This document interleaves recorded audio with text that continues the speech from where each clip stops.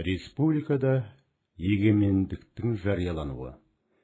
Құрметті оқушылар, бұл тақырыпта республикада егемендіктің жариялануы мен оның тарихи маңызына, одақтық шарт жасау мәселесінің жүзеге аспауы және Қазақстан Компартиясының таратылуының себептеріне тоқталамыз. Ендігі жерде жаңа реформалардың жүргізілу барысындағы түбегейлі бетбұрыстар басталып, алдымен Балтық бойындағы ұлттық демократиялық қозғалыстар тарапынан жаңа одақтық шарт жасау туралы мәселе көтерілді. Ал 1990 жылы сәуірде республиканың жоғарғы кеңесінің ұйғаруымен Қазақ КСР президентінің қызметі тағайындалып, Нұрсұлтан Назарбаев президент болып сайланды. Осы кезеңде Қазақстандағы қоғамдық қозғалыстардың белсенділігі артып, тәуелсіз ел болуды, жастарға қатысты әлеуметтік мәселелерді шешуді, Қызыл армияны реформалауды талап етті. Ал 1990 жылдың күзінде бұрынғы КСР құрамындағы республикалар өздерінің егемендіктерін жариялай бастады. Осыдан кейін 1990 жылы 25 қазанда жоғарғы кеңес Қазақ Кеңестік Социалистік Республикасының мемлекеттік егемендігі туралы декларацияны қабылдады. Декларацияда Қазақстанның егемен республикалар одағына ерікті түрде бірігетіндігі, сонымен бірге оның одақтан еркін шығу құқығында өзінде сақтайтындығы атап көрсетілді. Сондай-ақ онда республиканың ұлттық мемлекеттігін сақтау, қорғау және нығайту жөніндегі шаралар қолданып, қазіргі шекарасындағы территориясы бөлінбейді, қол сұғылмайды, оның келісімінсіз пайдалануға болмайды деп мәлімдеді. Осылайша жер және оның қойнауы, су, әуе кеңістігі, табиғи ресурстар, халықтың мәдени және тарихи қазыналары, бүкіл экономикалық, ғылыми, техникалық потенциалы, ұлттық байлық республика егемендігінің негізін құрады. Ал республика территориясында ядролық қарудың сыналуына, жаппай қырып жоятын қарудың өзге де түрлеріне және олардың жұмыс істеуіне тыйым салынды. Артынша декларация талаптары бойынша 1991 жылы тамызда Семей полигонын жабу туралы жарлыққа қол қойылды. Яғни Қазақстанның мемлекеттік егемендігі туралы декларацияның қабылдануының тарихи маңызы сол тәуелсіздікке бастап апаратын шынайы қадам жасалды.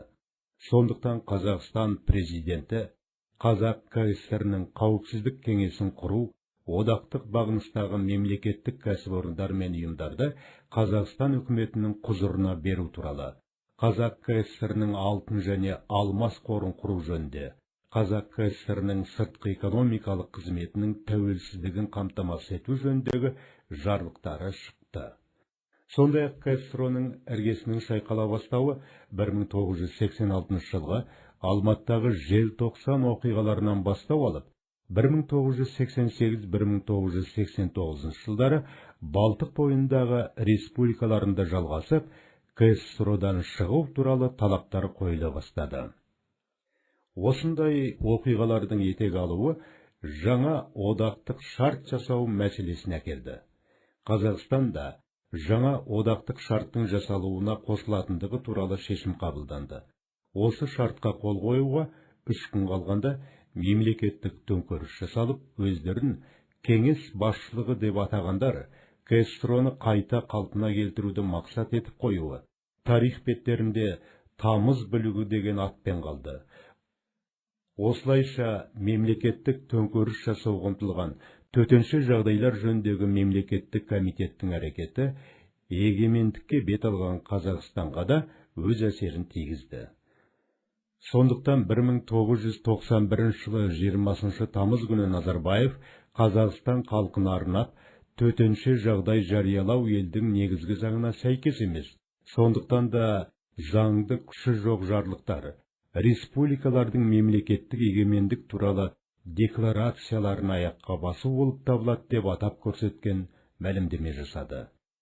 Нәтижесінде ТЖМК 21 тамызда толық жеңіліс тауып, КСР-ның біржолата құлауын тездетті.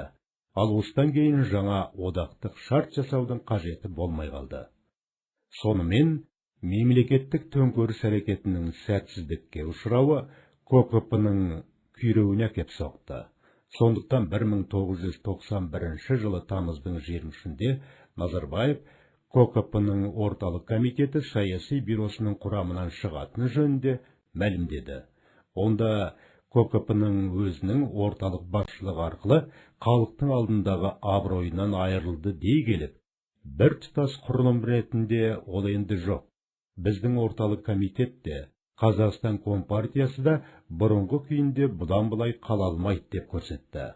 Осыдан кейін 1991 жылы 7 қыркүйекте Қазақстан Компартиясы таратылып, орнына жаңа партия құру туралы шешім қабылданып, ол социалистік партия деп аталатын болды.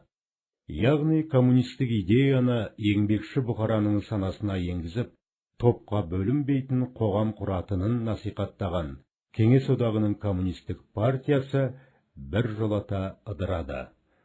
Қорыта айтқанда, Қазақстанның мемлекеттің егемендігінің жариялануы аса маңызды саяси оқиға болды. Республиканың шет елдермен экономикалық байланысы кеңейіп, ішкі дербестігі артты. Одақтың шарт жасауды болдырмай ұйымдастырылған бүлік одақтың ыдырауы мен компартияның таралуына әкеліп соқты.